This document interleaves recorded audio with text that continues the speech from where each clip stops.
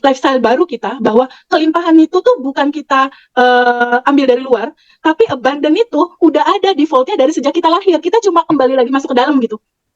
Kembali lagi ke fitrah kita yang memang sudah berkelimpahan, sudah cinta murni tanpa batas. Ketika kita bilang cinta murni tanpa batas, kan udah gak melekat sama emosi-emosi itu.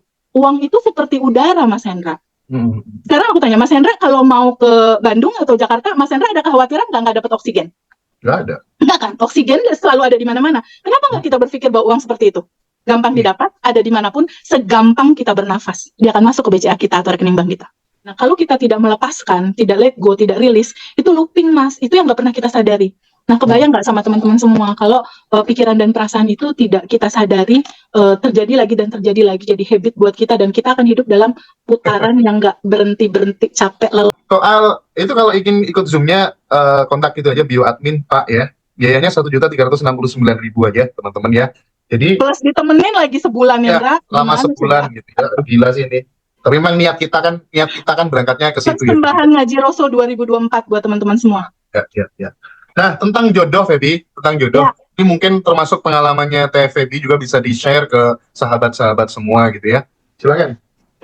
Ya, jadi yang sudah termanifestasi dari yang udah diceritain tadi, pada akhirnya kalau diambil gambaran besar, itu bermulai dari motor, selanjutnya pola yang sama aku lakukan buat jodoh, selanjutnya pola yang sama aku melakukan juga untuk rumah, mobil, income, anak, dan kebahagiaan tanpa batas yang bukan dari luar, tapi bahagianya bukan karena eksternal, tapi udah sustainable dari dalam gitu, karena udah tahu cara yang barusan itu. Nah, untuk masalah jodoh, nanti itu sesinya seru banget, Ndra.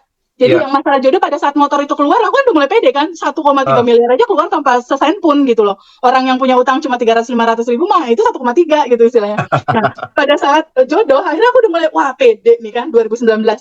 Di 2020 aku udah mulai enak. Di Juli, ingat teman-teman ya, Juli 2020, aku mulai nulis, aku mau jodoh yang setia, yang royal, yang kulitnya putih, yang tingginya lebih dari aku, yang terus bikin kriteria sampai 15. Bahkan aku nulis, dia mengutamakan sholat, biasalah kalau karena kebetulan muslim istilahnya, ini puasa apa segala macam, sampai sedetail itu aku tulis gitu. Dia suka tahajud, dia suka baca Quran, yang kayaknya susah dan gak mungkin gitu. Susah lah didapetin di zaman sekarang. Kenapa? Karena kan lingkungan aku anak Harley, Mas Hendra.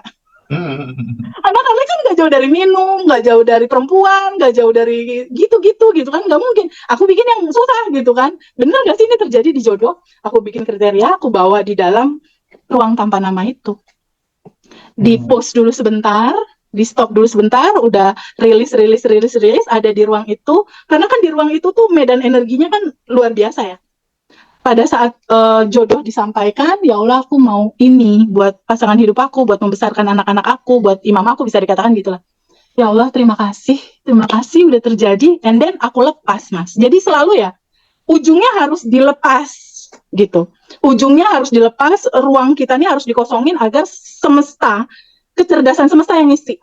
Jadi ibaratnya aku memahami si jodoh ini tuh kayak aku mau jodoh, kan aku pegang nih, jodoh ini aku pegang. Kenapa keinginan kita harus dilepas? Ya kalau lo pegangin, semesta gimana ngasihnya, Ndra? Kan lo pegangin gitu. Jadi ini harus dilepas. Pada saat kita lepas, kita let go, kita nggak nanyain caranya gimana, ini gimana, kita lepas, nanti semesta yang maha tahu jalannya, yang akan berkonspirasi mewujudkan itu semua. Jadi saat itu Agustus, Ndra, aku udah mulai set goal and then let go, set dan lepasin, set buat video dan lepasin. 5 menit sebelum tidur, aku tuh buat video dalam pikiran proses akad nikah di Masjid Trans Studio Mall Bandung. Padahal saat itu lagi corona, nggak ada pergelaran apapun. Nggak boleh ada pergelaran apapun. Itu pertama, hal yang nggak mungkin corona kita bikin pesta, SPBB. Saat itu lagi nggak bisa. Tapi hukum yang pertama itu, berprasangka baik terhadap Allah, yang nggak mungkin hanya makan kepala sendiri. Yang kedua yang nggak mungkin ya, kakak aku kan di Amerika, dia harus bisa menikahkan jadi walinya gitu karena papa udah meninggal. Bandara Internasional Amerika ditutup. Saat itu ditutup gitu. Tapi kembali, aku buat video dalam pikiran. Aku hanya tahu SOP dijalankan benar, aku bervibrasi di sana, rilis semua emosi, layer udah tipis karena aku releasing setiap hari, setiap habis Isa. Jadi yang perlu aku lakukan di daily releasing, aku buat video dan aku lepaskan. Enggak aku pertanyakan bagaimana bisa, enggak ada, udah lepasin aja udah. Lepasin aja udah. Kosongin udah kosong. Udah hari-hari udah aja biasa. Nah, berikutnya tahu nggak Hendra, sinyal semesta kalau kejadian yang kita mau itu terjadi. Tahu nggak? Apa tuh? Semesta berkonspirasi memperlihatkan dulu katalognya ke aku. Jadi tiba-tiba aku diundang temanku nikahan di Trans, Feb yang ini bukan, begini bukan gitu. Di situ aku udah mulai senyum. Mau dapat. Iya. Sama kayak Mas Hendra misalnya pengen mobil sport yang termahal, misalnya warna merah misal. Mas Hendra mau tiba-tiba di jalan, dia ada lagi. Thank you semesta. Ini sinyal semesta, gue mau dapat. Berikutnya ada lagi sinyal lagi mau dapat. Gitu. Itu teman-teman. Kalau teman-teman mau tahu itu kisi-kisi banget. Jadi tiba-tiba di Agustus itu temen aku banyak ngundang nikahan. Mantep banget. Pas teman-teman ada 2-3 orang nikahan di tempat yang aku mau. Jadi kayak ngasih contoh gitu. Aku cuma merem dan pada saat temenku yang di altar sana bilang di tempat pernikahan di Trans Studio Mall itu bilang terima nikahnya, ya nama temanku dong. Aku merem dan aku ngedengerinnya di kuping Dra gini. Terima nikahnya Feby Farlina Suryanata.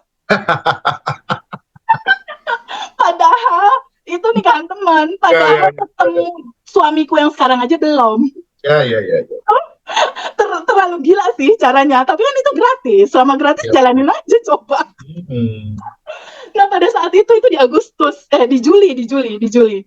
Tahu nggak Ndra, aku memanifestasikan jodoh ketemu dia itu berapa lama? Sebulan.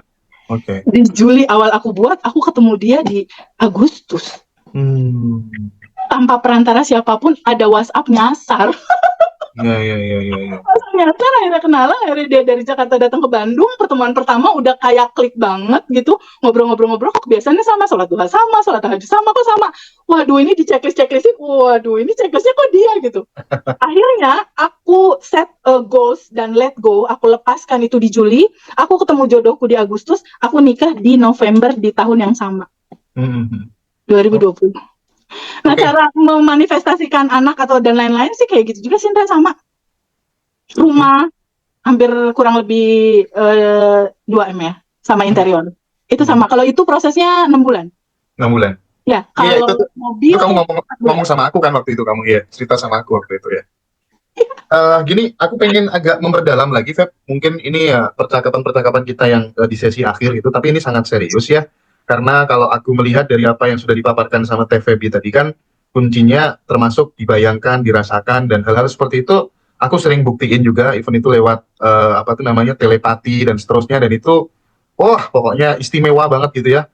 Ketika kemudian pikiran, perasaan itu udah selaras sama tindakan, mau apa aja deh ibaratnya gitu ya, mudah gitulah ya. Meskipun juga kadang ketika kita punya keinginan yang nggak realistis itu juga butuh waktu yang agak lama juga gitu. Tapi aku lebih pengen gini deh, supaya kemudian teman-teman itu kan terkadang sibuk dengan membuat video impian, video di pikiran dan lain sebagainya gitu, tapi lupa sama tindakan nyata gitu. Nah, aku dulu mulainya ketika kemudian masih sekolah gitu, Feby, mulainya kan tidak dari seperti itu. Mulainya itu pokoknya ya aku suka sih sama seminar-seminar motivasi segala macam itu suka. Buku-bukuku yang aku baca juga buku-buku motivasi gitu. Tapi ketika kemudian aku sadar bahwa aku kalau melakukan sesuatu yang dilakukan banyak orang ya pasti dapatku sama dong, maka aku harus mencoba untuk melakukan sesuatu yang nggak dilakukan oleh banyak orang, sehingga nanti aku akan dapetin sesuatu yang nggak didapetin banyak orang. Misalnya ya, aku tuh setiap teman-temanku pada tidur gitu, setiap jam 2 selalu tahajud, Feby, dan aku mengulang-ulang doa, ya Allah berikan aku masa depan yang terbaik. Itu ada kalau kurang lebihnya 9 tahun, Feby, dan itu terus dalam melakukan itu gitu.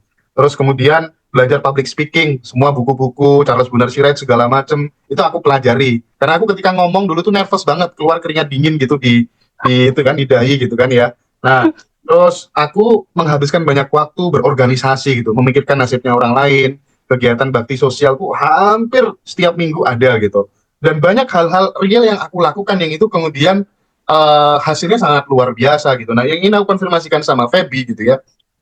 Gimana Feby tentang tindakan yang berubah ini gitu, dengan ilmunya Teh Feby tadi, tindakan bisa berubah apa enggak, itu gimana prosesnya gitu? Ya, betul banget Mas Hendra. Jadi ini nggak ada yang instan. No, bullshit. Nggak ada yang instan. Jadi Oke. memang ada habit yang dilakukan secara konsisten. Dan itu yang membentuk realita. Jadi memang yang aku lakukan secara konsisten, sebelum apa yang aku lakukan itu, jadi pertama itu buat dulu identitas kita yang beruntung atau kita yang apa. Setelah itu, aku tuh memang membiasakan diri menulis data untuk realita aku. Kayak contoh, kalau dulu aku berpikir jodoh susah gitu. Mulai sekarang dan seterusnya jodoh gampang. Nah itu aku tulis gitu. Setiap malam kalau mau tidur, apa yang melimitasi aku ya, itu yang aku tulis jadi data baru aku. Karena kan data itu akan merefleksi. Jadi memang ada yang membedakan aku sama teman-teman lain, Mas Hendra. Aku tuh punya buku kayak gini gitu ya. Jadi sebelum tidur, aku tuh membiasakan untuk menulis buku syukur. Alhamdulillah hari ini aku dapat rezeki 1 juta misalnya. Alhamdulillah aku sehat. Pokoknya minimal 10 aja. Aku tulis, aku baca. Itu habit pertama aku. Yang kedua, kalau ada goals baru, aku tulis juga buku goals. Yang ketiga, kalau ada data-data yang melimitasi, kayak, kok aku bisnis susah? Oh, kalau dulu bisnis susah, sekarang bisnis gampang. Jadi ada modifikasi data di realita Oke. lalu, aku bikin di sekarang. Itu tiap hari aku lakukan. Jadi aku tuh ada buku syukur, ada buku modifikasi data, ada buku goals. Gitu. Kayaknya itu deh, mungkin yang membedakan aku sama teman-teman yang lain. Aku manifestasi bisa sampai lebih dari 7 judul besar, termanifest semua gitu. Nah, tapi yang membedakan lainnya adalah aku rajin melepaskan, Mas Hendra. Oh, oke, oke, oke, oke. Jadi setiap mau tidur aku review lagi gitu, hari ini ada kejadian apa yang bikin aku kesel, bikin sebel, bikin marah, bikin apapun. Itu aku diem duduk dulu sama itu, sama emosi itu, terus aku pahami bahwa kan aku yang bertanggung jawab 100% terhadap itu. Aslinya aku kan bukan itu. Jadi judul kelas Abundant Revolutionary itu adalah satu lifestyle baru kita, bahwa kelimpahan itu tuh bukan kita ambil dari luar, tapi abundant itu udah ada defaultnya dari sejak kita lahir. Kita cuma kembali lagi masuk ke dalam gitu, kembali lagi ke fitrah kita yang memang sudah berkelimpahan, sudah cinta murni tanpa batas. Ketika kita bilang cinta murni tanpa batas, kan udah gak melekat sama emosi-emosi itu gitu. Jadi kalau 5 menit sebelum tidur tuh salah satunya aku melepaskan dulu kesel, sebel, boleh nggak dilepas, atau kesel, sebel, dia kayak tamu, dia keluar dari pintu dan let go, izinkan kembali ke cinta murni tanpa batas. Itu pertama. Kedua, nulis buku syukur. Nah, di subuh-subuh aku membiasakan diri sedekah subuh sih, Mas, karena aku Oke. merasa berkelimpahan gitu. Iya, iya, iya. Itu Aku sih. merasa aku bahagia, berkelimpahan. Itu salah satu manifest untuk membuktikan kepada diriku sendiri bahwa banyak duit banget sih nih buat dibagi-bagi, happy, senang, gembira gitu. Karena kan itu bikin data juga di pagi hari yang itu pasti merefleksi tuh ke realita. Nah, kisi-kisi itu. Jadi bedanya kenapa ini terjadi, ada habit gitu, habit baru. Malam Nah, hari melepaskan yang jadi limitasi seharian, mengucapkan syukur, kita merasa bahwa hidup aku lebih dari cukup gitu. Jadi bukan gini, kenapa ya hidup aku kekurangan? Kenapa Tuhan menjadikan hidupku begini? Kenapa begini? Kenapa begitu? Nggak gitu, Mas.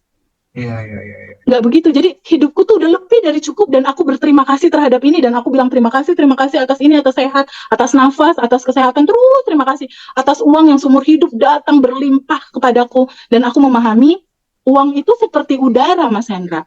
Hmm. Sekarang aku tanya Mas Hendra, kalau mau ke Bandung atau Jakarta, Mas Hendra ada kekhawatiran nggak dapat oksigen? Nggak ada. Enggak kan? Oksigen selalu ada di mana-mana. Kenapa nggak kita berpikir bahwa uang seperti itu? Gampang Iya. didapat, ada dimanapun, segampang kita bernafas. Dia akan masuk ke BCA kita atau rekening bank kita. Hmm. Uang itu like money oksigen gitu. Nah, pemahaman-pemahaman itu yang memang bakal dibongkar sih, Mas, di Zoom sama di kelas after Zoom itu yang kita bikin habit gitu.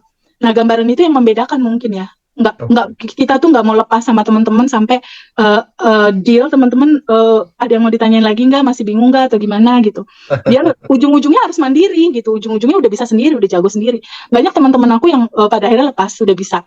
Tapi ada kisah yang banyak hal juga sih, Mas, di mana kejadian-kejadian kayak pelecehan seksual terjadi pada saat dia kuliah, terjadi lagi pada saat dia kerja, terjadi lagi pada saat kita ngobrol bareng. Oh, ternyata substansinya dia belum bisa melepaskan kesel, marah, benci situasi pelecehan itu pada saat itu terjadi pada SMP gitu. Itu looping terjadi lagi. Nah, kalau kita tidak melepaskan, tidak let go, tidak rilis, itu looping, Mas. Itu yang nggak pernah kita sadari. Nah, kebayang nggak sama teman-teman semua kalau pikiran dan perasaan itu tidak kita sadari, terjadi lagi dan terjadi lagi, jadi habit buat kita, dan kita akan hidup dalam putaran yang nggak berhenti-berhenti, capek, lelah. Oke, jadi menarik sekali apa yang disampaikan sama Feby gitu ya. Tadi ada teman-teman yang nulis tuh uang itu seperti udara, ya ada di mana-mana katanya gitu ya.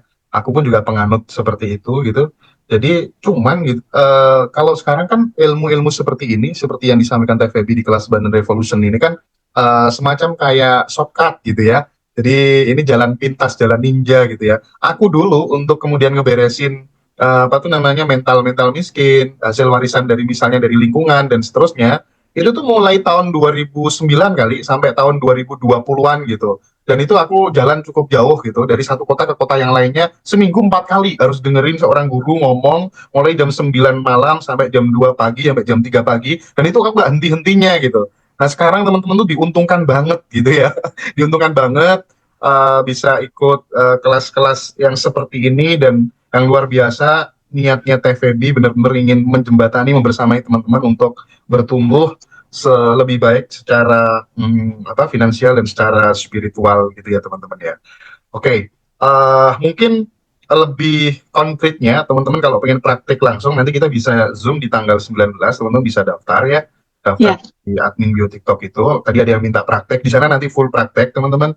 Praktik pelepasan, manifestasi, dan yang lebih penting adalah pendampingan yang 30 hari itu TVD ya. iya. Sebenarnya kuncinya ada di situ sih, Mas. Tapi memang harus dibuka dulu kan materinya di Zoom. Jadi di Zoom itu kelas itu yang berbayar itu tuh kan cuma ngebuka view doang, Mas. Ya, Di oke, 30 oke. hari after that sebenarnya yang paling penting kalau yang aku rasain ya. Menurut aku ya kita butuh temen. Sekali Ya. lagi di sini teman-teman aku bukan coach, aku bukan guru, no. Aku bestie yang baru aja deh, aku bestie kamu yang baru aja. Dimana kamu bebas mau cerita dan aku pernah ngalamin di titik itu soalnya. Jadi nggak ada yang pinter karena teman-teman semua udah sempurna. Aku cuma ngasih tahu kembali lagi yuk ke naturalnya kamu, ke otentiknya Nah, kamu yang udah abandon. Yuk balik lagi yuk ke awal gitu. Teman-teman kebayang nggak sih ikut kelas ini bakal bisa mewariskan sesuatu yang nggak bisa terukur dengan uang buat anak-anak kita. Jadi setuju. kuncinya itu di melepaskan, mengosongkan, biar kecerdasan semesta yang ngatur itu semua. After that kegiatan kita tuh hanya melepaskan, hanya releasing, let go, bersyukur, benerin mindset, benerin cara berpikir gitu. Ya. Dan setelah itu set goal, lepas. Udah itu aja, itu aja. Tiap hari kalaupun misalnya ada sesuatu yang terjadi, baik kita terima, buruk, kita sadari dan kita terima dengan penuh bahwa ini juga manifestasi dari cinta murni tanpa batas. Dan Hmm. biarkan dia kita terima apa adanya, dia akan rilis dan akan pulang ke sumbernya, itu cinta murni tanpa batas. Karena kalau enggak Mas Hendra, energi ini mau masuk, sementara kita tahan, sementara kita pegangin, sementara kita nggak izinkan dia terjadi, dia akan looping. Loopingnya tuh kejadiannya di pada saat kita SMP, energinya masih menyala di bawah sadar. Dan ada hukum semesta, apa yang menyala, dia naik ke atas, sebagai energi, energinya dipantulin lagi balik ke kita. Awalnya kita marah sama ibu, sama bapak, kesel, atau sama sepupu, atau sama siapapun, kekesalan, kemarahan, kekecewaan ini, kan kita nggak tahu cara melepas saat dulu. Ini terjadi lagi lompat sebagai energi, terjadi lagi ke suami, ke bos, ke mertua, yang ngeselin, yang nyebelin, yang Ya, nyelingkuhin, yang mengkhianati, padahal bukan dia, bukan salah dia. Mereka ya, itu hanya tukang pos, loopingan dari masa lalu. Nah, cerita lama inilah yang kita harus berdamai dulu dengan itu. Ini nggak Nah, banyak orang tahu, Mas Hendra. oke, Teh Feby. Ini supaya kemudian teman-teman juga seneng Teh Feby yang live TikTok. Ini kan banyak yang hadir. Nah, itu ada yang tanya ya. Kita jawab ya Teh Feby ya. Boleh, Ada yang boleh. tanya gimana sih Teh Feby caranya supaya kemudian pada saat nagih hutang itu nggak bikin kesel, terus kemudian nggak ribut gitu ya. Nagih hutang caranya Teh Feby itu gimana gitu. Itu katanya. Aku punya utang, pernah kok punya utang. Semua permasalahan diawali dari releasing dulu, Mas Hendra. Mhm. Diawali dari melepaskan dulu, diawali dari let go dulu dari emosi itu. Kita pahami orang punya utang, kita kesel sama itu, kesel itu datangnya dari mana? Si kesel itu kan cuma pantulan layar di infocus kita, dia layar. Si layar ini dia sumbernya kan dari isi laptop kita. Dia mantul kayak selamat datang di Ngaji Roso di laptop, keluar di layar selamat datang di Ngaji Roso kan, bener nggak? Yes, of course. Kalau di laptop itu nggak ada tulisan, muncul nggak di layar? Enggak. Nah, kalau ternyata ada kesel di kita terhadap utang, gimana caranya biar utang ini terbayar? Gimana caranya biar dia ditagih menyenangkan dan pada saatnya dia membayar lunas misalnya? Ubah dulu data di laptopnya. Jadi cara aku menagih utang, membuat utang itu terbayar, itu pertama adalah aku ngerasain apa ya pada saat nagih? Kesel. Oke, boleh nggak keselnya disadari bahwa aku 100% yang bertanggung jawab terhadap rasa itu? baru ngikutin tahapan-tahapan pelepasan. Udah selesai dilepas, itu nanti realita akan ganti frame sendiri sih Mas Hendra biasanya. Artinya nantinya di pengalaman aku ya, tadinya orang itu enggak sama sekali bisa dihubungi, handphone nggak nyala, apa nggak nyala, udah hopeless lah, angkanya lumayan gede gitu.